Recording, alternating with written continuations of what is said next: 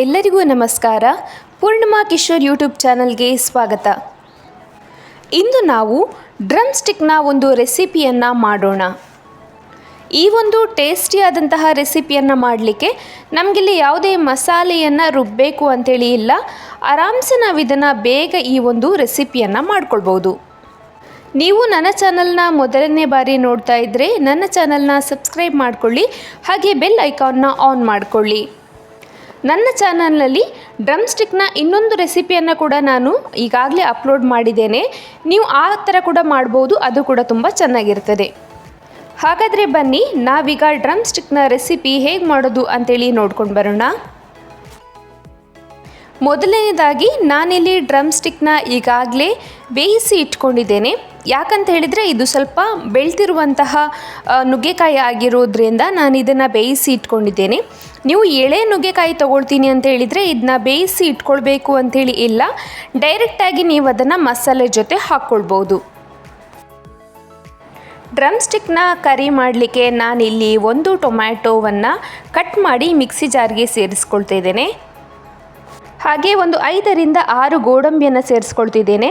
ಇದನ್ನು ನೀವು ಸೇರಿಸ್ಕೊಂಡಾಗ ನಮ್ಮ ಕರಿ ಅನ್ನೋದು ತುಂಬ ದಪ್ಪಗೆ ಬರ್ತದೆ. ಹಾಗಾಗಿ ನಾನಿಲ್ಲಿ ಇವೆರಡನ್ನು ಹಾಕ್ಕೊಂಡು ಮಿಕ್ಸಿ ಜಾರಲ್ಲಿ ರುಬ್ಕೊಳ್ತಾ ಇದ್ದೇನೆ.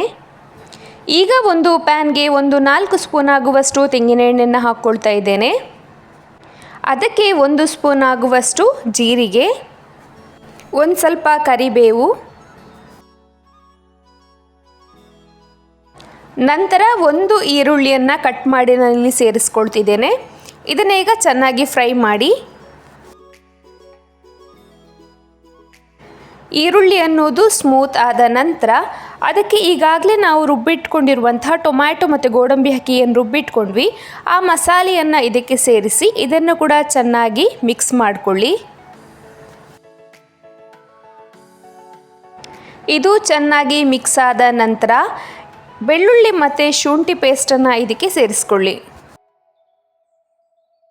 ನಂತರ ಇದಕ್ಕೆ ಅರ್ಧ ಟೇಬಲ್ ಸ್ಪೂನ್ ಆಗುವಷ್ಟು ಅರಶಿನ, ಹಾಗೆ ಅರ್ಧ ಸ್ಪೂನ್ ಆಗುವಷ್ಟು ಧನಿಯಾ ಪೌಡರ್, ಹಾಗೆ ಅರ್ಧ ಸ್ಪೂನ್ ಆಗುವಷ್ಟು ಗರಂ ಮಸಾಲೆ, ಹಾಗೆ 2 ಸ್ಪೂನ್ ಆಗುವಷ್ಟು ಚಿಲ್ಲಿ ಪೌಡರ್. ಇಲ್ಲಿ ಚಿಲ್ಲಿ ಪೌಡರನ್ನು ನಿಮಗೆ ಹೇಗೆ ಖಾರ ಬೇಕೋ ಹಾಗೆ ನೀವು ಇದನ್ನ ಸೇರಿಸ್ಕೊಳ್ಳಿ. ಪೂರ್ತಿಯಾಗಿ ಮಿಕ್ಸ್ ಮಾಡ್ಕೊಂಡ ನಂತರ ಇದಕ್ಕೆ 1 ಸ್ಪೂನ್ ಆಗುವಷ್ಟು ಕಡಲೆ ಹಿಟ್ಟನ್ನು ಸೇರಿಸ್ಕೊಳ್ತಾ ಇದ್ದೇನೆ. ಇದನ್ನು ಯಾಕೆ ಸೇರಿಸ್ಕೊಳ್ಬೇಕಂತ ಹೇಳಿದರೆ ಇದು ಸ್ವಲ್ಪ ಗ್ರೇವಿ ಥರ ಬರಲಿ ಅಂತೇಳಿ ಹೇಳಿ. ಹಾಗೆ ರುಚಿಗೆ ತಕ್ಕಷ್ಟು ಉಪ್ಪನ್ನು ಸೇರಿಸಿ ಇದನ್ನ ಚೆನ್ನಾಗಿ ಮಿಕ್ಸ್ ಮಾಡಿಕೊಳ್ಳಿ. ಎಲ್ಲವನ್ನು ಚೆನ್ನಾಗಿ ಮಿಕ್ಸ್ ಮಾಡಿಕೊಂಡ ನಂತರ 2 ಸ್ಪೂನ್ ಆಗುವಷ್ಟು ಗಟ್ಟಿ ಮೊಸರನ್ನು ಇಲ್ಲಿ ಸೇರಿಸ್ಕೊಳ್ತಿದ್ದೇನೆ. ಇದು ಕೂಡ ನಮಗೆ ಒಂದು ಒಳ್ಳೆಯ ರುಚಿ ಕೊಡ್ತದೆ. ಹಾಗೆ ಇದಕ್ಕೆ ನೀರನ್ನು ಸೇರಿಸಿ ಚೆನ್ನಾಗಿ ಮಿಕ್ಸ್ ಮಾಡಿಕೊಳ್ಬೇಕು. ನೀರನ್ನು ಕೂಡ ಹಾಗೆ ನಿಮಗೆ ಗ್ರೇವಿ ಸ್ವಲ್ಪ ದಪ್ಪ ಬೇಕು ಅಂತ ಹೇಳಿದರೆ ಕಡಿಮೆ, ಹಾಗೆ ಸ್ವಲ್ಪ ಜಾಸ್ತಿ ಬೇಕು ಅಂತ ಹೇಳಿದರೆ ಹೆಚ್ಚು ನೀರನ್ನು ಹಾಕಿ ನೀವಿಲ್ಲಿ ಮಿಕ್ಸ್ ಮಾಡ್ಕೊಳ್ಬೋದು.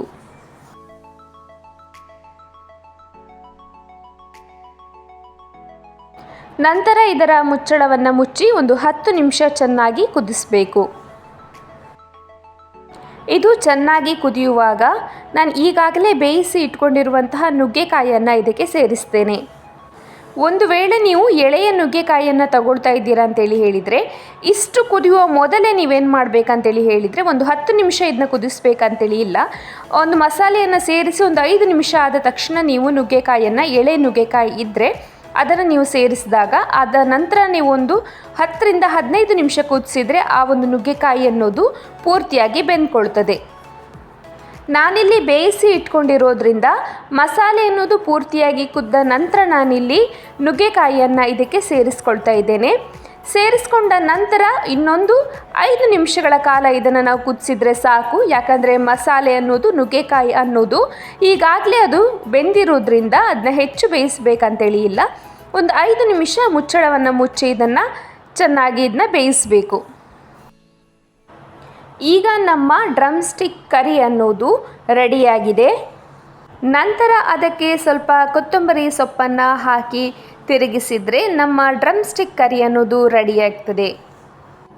ಈಗ ನಮ್ಮ tasty and healthy drumstick curry ಅನ್ನೋದು ರೆಡಿಯಾಗಿದೆ. ನಾನು ಹೇಳಿದ್ನಲ್ಲ ಮೊದಲನೇದಾಗಿ ಯಾವುದೇ ಮಸಾಲೆಯನ್ನು ರುಬ್ಬದೆ ನೀವು ಈಸಿಯಾಗಿ ಹೇಗೆ ಈ ಒಂದು ಕರಿಯನ್ನು ಮಾಡಿಕೊಳ್ಳೋದು ಅಂತ. ನುಗ್ಗೆಕಾಯಿ ಅನ್ನುವುದು ಕೂದಲಿನ ಬೆಳವಣಿಗೆಗೆ ಹಾಗೆ ಚರ್ಮದ ಒಂದು ಕಾಂತಿಗೆ ತುಂಬ ಉಪಯುಕ್ತವಾದದ್ದು. ಯಾವಾಗಲೂ ಒಂದೇ ಥರ ಮಾಡಿ ನಿಮಗೆ ಬೋರ್ ಆಗಿದ್ದರೆ ಈ ಥರ ಒಂದು ಸಲ ಮಾಡಿ ನೋಡಿ, ಈಸಿಯಾಗಿ ಇದನ್ನು ಮಾಡ್ಕೊಳ್ಬೋದು. ಈ ಒಂದು ರೆಸಿಪಿ ನಿಮಗೆ ಇಷ್ಟ ಆಗಿದ್ದರೆ ನನ್ನ ಚಾನಲ್ನ ಸಬ್ಸ್ಕ್ರೈಬ್ ಮಾಡಿಕೊಳ್ಳಿ, ಹಾಗೆ ಒಂದು ಲೈಕ್ನ ನೀಡಿ. Thank you.